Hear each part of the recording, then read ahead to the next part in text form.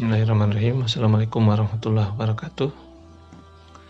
Pada hari ini saya akan memberikan materi perkuliahan Manajemen Proyek Sistem Informasi dengan judul Konsep Produk dan Perancangan Produk. Oke, langsung saja kita ke materi.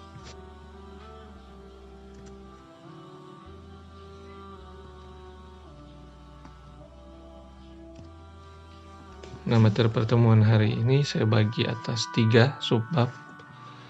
Yang pertama, perencanaan produk. Yang kedua, perancangan produk. Yang ketiga, materi proposal. Nah, sebelum saya masuk ke materi, saya jelaskan dulu, karena ini bagian dari proses, manajemen proses dan produksi. Nah, dapat diartikan sebagai suatu cara, metode atau teknik bagaimana sesungguhnya sumber tenaga kerja, mesin, bahan, dan lain sebagainya itu diubah untuk memperoleh sebuah hasil. Nah, jika di IT, bagaimana sumber-sumber utama kita, baik itu laptop, perangkat-perangkat, dan tim itu berkolaborasi. Nah, sedangkan produksi itu merupakan kegiatan untuk menciptakan atau menambah kegunaan barang dan jasa. Nah, itu untuk definisi dari produksi sendiri. Nah, materi hari ini, materi utamanya yaitu perencanaan produk. Itu bagian yang sangat penting dalam memulai suatu proyek. Sebagaimana yang kita ketahui, proses perencanaan itu menjadi sangat penting karena kegagalan dan keberhasilan suatu perencanaan itu akan mempengaruhi hasil dari suatu proyek. Yang kedua yaitu perancangan produk, suatu proses awal atau sampai akhir atau endingnya suatu proyek. Nah, perancangan produk ini adalah hal yang kedua setelah perencanaan, karena proses merancang relatif lebih lama, membutuhkan tenaga, kekompakan tim, ketersediaan fasilitas, infrastruktur, dan lain sebagainya. Nah, perencanaan produk dapat didefinisi sebagai suatu proses bagaimana menciptakan ide produk dan menindaklanjuti sampai produk diperkenalkan di pasar. Jadi proses perencanaan kurang lebih definisinya seperti itu. Bagian penting yang harus kita ketahui atau step by step dalam perencanaan yaitu yang pertama ide atau idea. Bagaimana membuat ide yang menarik. Nah, ini yang sangat ditekankan dalam sebuah perencanaan. Yang kedua, strateginya. Bagaimana strategi pasarnya? Ya, sebagaimana yang kita ketahui, jika kita memasarkan produk IT, kita harus lihat yang paling dibutuhkan adalah produk IT yang seperti apa. Yang ketiga itu marketing. Bagaimana marketingnya? Ini hal yang perlu dipelajari oleh mahasiswa IT, ya, karena mahasiswa IT itu kurang dibekali teknik marketing, ya. Jadi bagaimana membaca kondisi pasar dan cara pemasarannya itu yang kurang, sehingga perlu dicari formulasi yang tepat dalam melakukan marketing tersebut. Dan terakhir adalah action, ya. Bagaimana memulainya. Ya. Suatu produk itu akan baik, ya, apabila kita tahu cara atau waktu yang tepat dalam memulainya. Saya kasih contoh seperti keadaan saat ini, ya. Sangat marak tentang statistik dari virus corona. Jadi kita bisa buat sistem atau aplikasi tentang virus corona tersebut. Jadi momennya sangat tepat.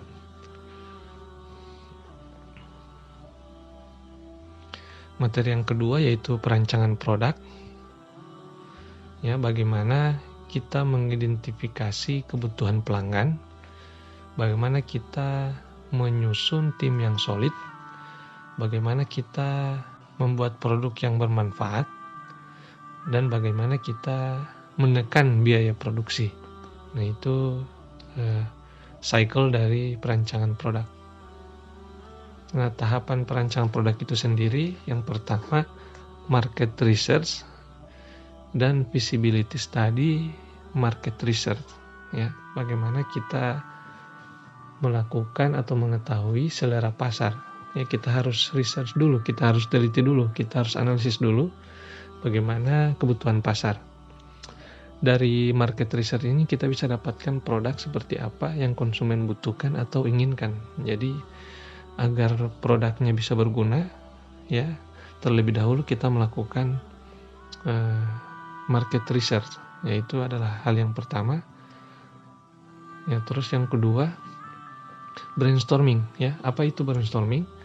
Ya, dalam bahasa Indonesia sebagai curah pendapat. Ya, di bahasa Indonesia akan curah pendapat atau proses mengumpulkan ide-ide. Jadi brainstorming itu adalah proses mengumpulkan ide-ide untuk mencari solusi atau jalan keluar dari masalah yang akan didiskusikan, yaitu brainstorming. Ya, kayak kita analisis apa kira-kira yang akan kita buat, apa kira-kira masalahnya, apa kebutuhan pasarnya, dan sebagainya. Nah, brainstorming itu tahapannya yaitu cara kerja, bagaimana cara kerjanya, yang kedua komponen yang akan digunakan, dan lain sebagainya. Nah, yang ketiga yaitu menentukan tujuan dan batasan produk. Nah, tujuan dan batasan diperlukan agar kita tidak berlebihan.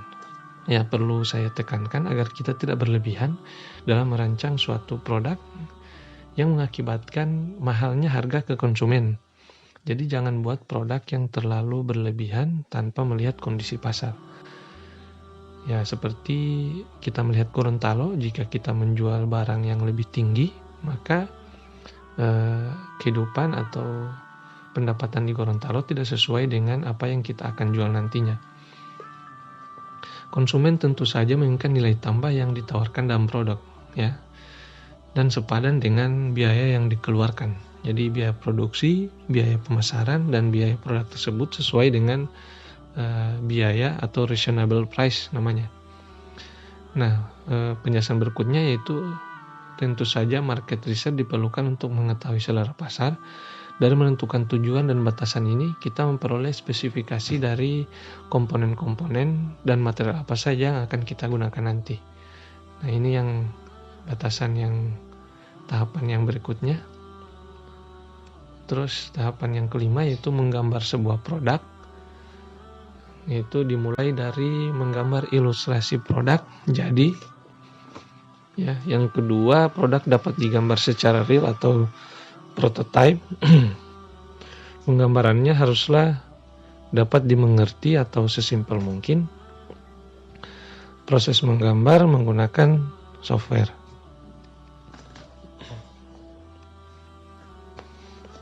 Tahapan berikutnya yaitu review dari produk, ya. Produk itu direview untuk mengevaluasi apakah ada kekurangan pada rancangan yang sudah dibuat. Nah, proses review ini harus didiskusikan dengan tim dan tim testing agar bisa membayangkan kira-kira seperti apa produk yang akan dibuat dan direview secara terus-menerus. Pada tahap ini kembali dilakukan brainstorming, ya. Tetap dilakukan brainstormingnya untuk mendapatkan hasil yang optimal dan meminimalisir masalah yang akan timbul ketika produksi nanti, ya, produksi massal nanti. Berikutnya yaitu membuat prototype yang simple yang dilakukan dari awalnya desain produk, membuat produk prototipenya, mengembangkan prototipenya sehingga mendapatkan prototipe hasil percobaannya. Jadi membuat prototipe simple itu bagian dari tahapan berikutnya dalam melakukan perancangan produk. Nah, tahapan berikutnya yang ke-7 yaitu uji coba produk. Nah, bagaimana kita menguji coba produk dengan tim yang solid yang telah dibentuk tadi. Kita coba semua kemungkinan, bugs-bugsnya, cara loginnya, misalnya di dalam sebuah sistem, cara inputnya apakah sudah benar, desain webnya apakah sudah benar atau tidak, dan lain sebagainya. Ya, apabila terdapat kesalahan atau bugs-bugs yang masih ada, maka kita perbaiki, kemudian kita uji coba lagi. Nah, hal ini dilakukan terus-menerus sampai terciptanya produk yang siap diproduksi atau siap dipasarkan. Dalam produksi massal perlu adanya kontrol kualitas agar konsumen tidak sampai menerima barang yang rusak. Nah, itu untuk barang. Nah, untuk produksi IT-nya sendiri itu perlu memperhatikan hasil uji coba sebelumnya agar tidak terdapat lagi bugs. Ya, proses produksi ini adalah proses paling terakhir dalam sebuah perancangan produk. Jadi perlu kita mengecek kembali ya uji cobanya apakah sudah seperti itu, apakah sudah berjalan dengan baik atau tidak. Nah, tahapan yang paling terakhir dalam sebuah produk yaitu garansi atau maintenance. Ya, proses maintenance dapat kita tentukan sendiri atas dasar pembicaraan dengan pemilik proyek. Apakah proses maintenance itu dilakukan setahun sekali, atau sebulan sekali, atau sepekan sekali ya. Dan yang kedua, apakah maintenance ini kita akan berikan kelonggaran atau gratis selama 1 tahun, 2 tahun, 3 tahun, atau 4 tahun. Nah, proses garansi atau maintenance ini kita bicarakan dengan pemilik proyek agar pemilik proyek dapat secara menerima secara baik, karena kita menawarkan proses maintenance dengan murah atau tanpa biaya. Ya. Nah, untuk tugasnya ya, untuk tugas dari materi hari ini ya, saya ingin mahasiswa membuat proposal ya, yang terdiri dari daftar isi, dokumen kontrol, ruang lingkup, skop, tujuan, jadwal proyek, struktur organisasi proyek, manajemen komunikasi, manajemen perubahan, lampiran, sampai dengan lampiran A ke C ya, dibuat dan didiskusikan bersama teman-teman setim yang telah disusun sebelumnya, teman kelompok. Ini merupakan tugas awal memasuki proses perencanaan pembuatan proposal sebuah proyek. Jadi karena judulnya sudah disusun kemarin, harusnya sudah ada sedikit abstrak tentang proposal yang akan dibuat. Oke, semoga diperhatikan dengan baik, semoga bermanfaat materi hari ini. Assalamualaikum warahmatullahi wabarakatuh.